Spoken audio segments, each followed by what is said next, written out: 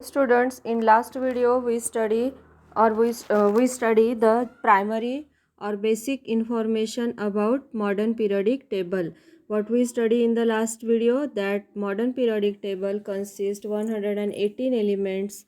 Then in modern periodic table there are 18 columns and 7 periods. Okay, that columns are called as the groups. Then modern periodic table is classified into four parts. That is, that one part is called as the block, that is S block, P block, D block and F block. Okay, F block elements are based in bottom of the periodic table in two series. Okay, now we see the periodic table and electronic configuration. Mendeleev put forth his periodic table in 1869. The structure was not known. मेंडलीफनी periodic table जेव्हा 1869मध्ये पुढे मांडला तेव्हा त्याचं structure एकदम confirm नव्हतं. नंतर त्यामध्ये अनेक चेंजेस झाले.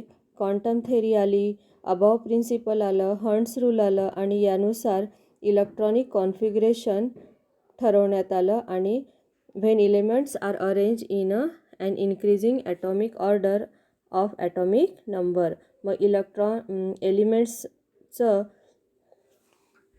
एलिमेंट्स हे मॉडर्न पिरियडिक टेबलमध्ये कशाच्या बेसवर ठेवण्यात आले? इन्क्रीजिंग ॲटॉमिक नंबरनुसार. मग इन्क्रीजिंग ॲटॉमिक नंबरनुसार मॉडर्न पिरियडिक टेबलमध्ये एलिमेंट्सची अरेंजमेंट कशी झालेली आहे ते आज आपल्याला अभ्यासायचं आहे. Electronic configuration in periods. We noted earlier that periods in the modern periodic table are numbered 1 to 7. Modern periodic टेबलमध्ये किती पिरियड्स आहेत? 1 to 7 पिरियड्स आहे. Horizontal rows that are called as the periods. तुमच्या पुस्तकामधलं पेज नंबर 96 यामध्ये 7.2 इथे चुकीने figure number 7.3 झालेला आहे. 7.2 बघा तुम्ही, त्यामध्ये तुम्हाला इलेक्ट्रॉनिक कॉन्फिगरेशन समजून घ्यायचं आहे. Okay, C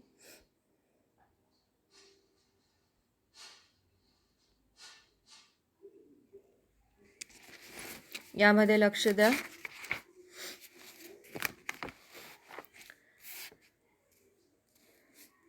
Along a period, the atomic number increases by 1 and 1 electron is added. Okay, along a period आपल्याला काय लक्षात येतं? ॲटॉमिक नंबर हा काय होत आहे? 1नी इन्क्रीज होत आहे आणि 1 इलेक्ट्रॉन त्यामध्ये काय होत आहे? ॲड होत आहे. बघा फर्स्ट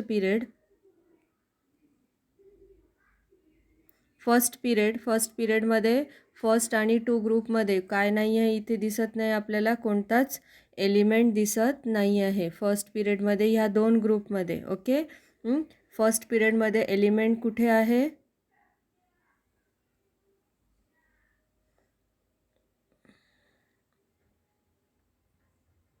तुमच्या पुस्तकामध्ये बघा, फर्स्ट पिरियड हा आहे इथे फर्स्ट पिरियड. या फर्स्ट पिरियडमध्ये एलिमेंट कुठे आहे? हा हिलियम. ओके, त्यानंतर इथे काय म्हणत आहे की along a period the atomic number increases by 1 and 1 electron is added to outer most shell which forms neutral atom of the next element. Okay, every period ends with complete octet configuration of the valence shell and the next period begins with the addition of the electron. The first shell thus gets filled along with the first shell thus gets filled along the first period. As the first shell can accommodate only 2 electrons, here there are 2 elements in the first period, namely hydrogen, that is H1, and helium, that is atomic number 2, 1s2. तर first पिरियडमध्ये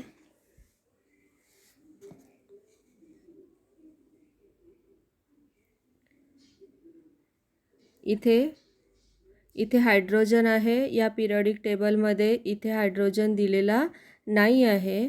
okay, हा चुकीने असं झालेला आहे. इथे काय पाहिजे? एक हायड्रोजन पाहिजे आहे आणि इकडे हिलियम. म्हणजे पहिल्या पिरियडमध्ये पहिल्या पिरियडमध्ये किती एलिमेंट्स आहे? 2. कोणते?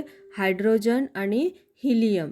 आत्ताच आपण जे वाचलं की along a period the atomic number increases by 1 and 1 electron is added to the outermost shell. आता बघा हायड्रोजनकडे 1 इलेक्ट्रॉन आहे आणि हिलियमकडे आत्ता म्हटल्याप्रमाणे 1 इलेक्ट्रॉन काय केलेला आहे? ॲड केलेला आहे. तर हिलियमकडे किती इलेक्ट्रॉन होतील? 2. आणि लास्ट कोणत्याही पिरियडचा लास्ट एलिमेंट जो असेल तो कसा असणार? स्टेबल असणार.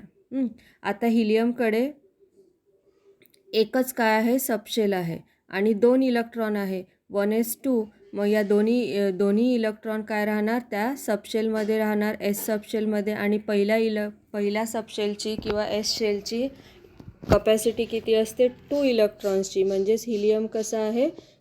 फुलफिल्ड आहे आउटर मोस्ट शेल, म्हणून हिलियम कसा आहे? स्टेबल आहे. आलं लक्षात? तर अशा प्रकारे अरेंजमेंट कशाची झालेली आहे? पिरियड्समधल्या एलिमेंट्सची कुठे? मॉडर्न पिरियडिक टेबलमध्ये. या लक्षात आलं तुमच्या? पहिल्या पिरियडमध्ये किती एलिमेंट्स आहे? 2. कोणते? हायड्रोजन आणि helium. Atomic number increasing atomic नंबरनी काय केलेलं आहे? मॉडर्न पिरियडिक टेबलमध्ये एलिमेंट्सची अरेंजमेंट केलेली आहे. हायड्रोजन हा फर्स्ट एलिमेंट आहे, त्याच्याकडे आहे 1 इलेक्ट्रॉन, म्हणून त्याला कुठे ठेवला आहे? फर्स्ट पोझिशनला. त्यानंतर हिलियमकडे किती आहे? 2 इलेक्ट्रॉन, म्हणून हा काय आहे? फर्स्ट पिरियडचा लास्ट एलिमेंट आहे. मग फर्स्ट पिरियडमध्ये एकूण किती एलिमेंट्स आहेत? 2. कोणते? हायड्रोजन आणि हिलियम. आलं लक्षात? त्यानंतर बघूया सेकंड पिरियड. तर सेकंड पिरियडमध्ये बघा, आत्ता म्हटलं मी तुमच्या पुस्तकातच माहिती दिलेली आहे की एका पिरियडच्या एंड झाल्यानंतर इन्क्रीजिंग ॲटॉमिक नंबरनीच सेकंड पिरियडमधले एलिमेंटची काय होते? सुरुवात होते. तर आता हिलियमकडे किती इलेक्ट्रॉन्स आहे? 2 इलेक्ट्रॉन्स. त्यामध्ये 1 इलेक्ट्रॉन ॲड केला तर किती होईल? 3 इलेक्ट्रॉन. तर बघा सेकंड पिरियड जेव्हा स्टार्ट होतो तर इथे स्टार्टिंगला आहे लिथियम. लिथियमकडे किती इलेक्ट्रॉन आहे? 3 इलेक्ट्रॉन. ओके. मग अजून इन्क्रीजिंग ॲटॉमिक नंबर बाय 1 म्हणजे 1 इलेक्ट्रॉन ॲडेड, म्हणजेच इथे बेरियमकडे किती असतील? 4. आणि मग असे वाढत जाऊन निऑनकडे किती इलेक्ट्रॉन आले आहे? 10. लक्षात? आणि 10 ही सुद्धा काय आहे? आउटर मोस्ट सबशेल कॉन्फिगरेशन आहे. Because in first subshell there are 2 electrons and in second subshell there are 8 electrons. Okay.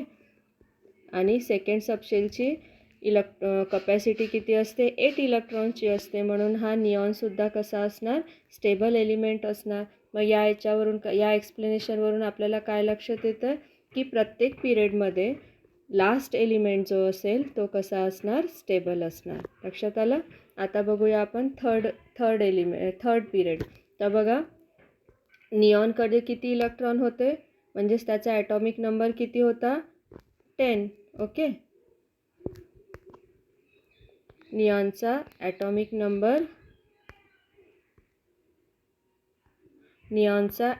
Number किती होता? 10 होता. बरोबर आहे.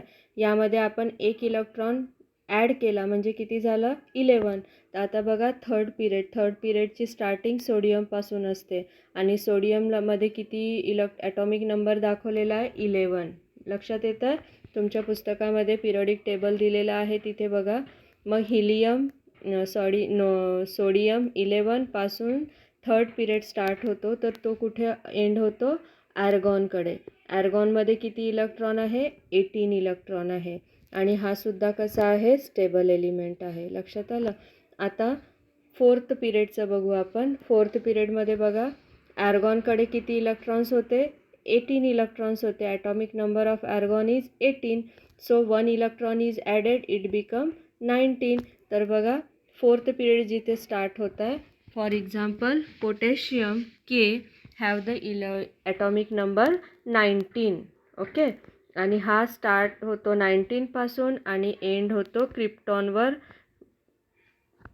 Atomic number is 36. ओके.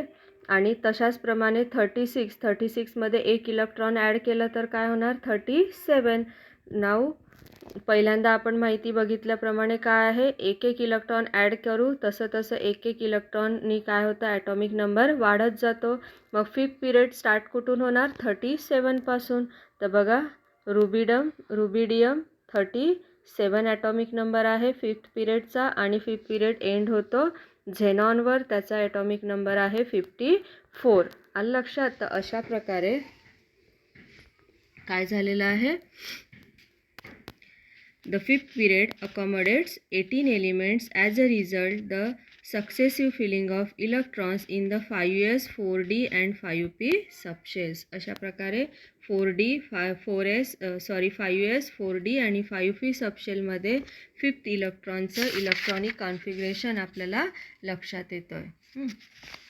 मग इन शॉर्ट सांगायचं म्हटलं तर अशाच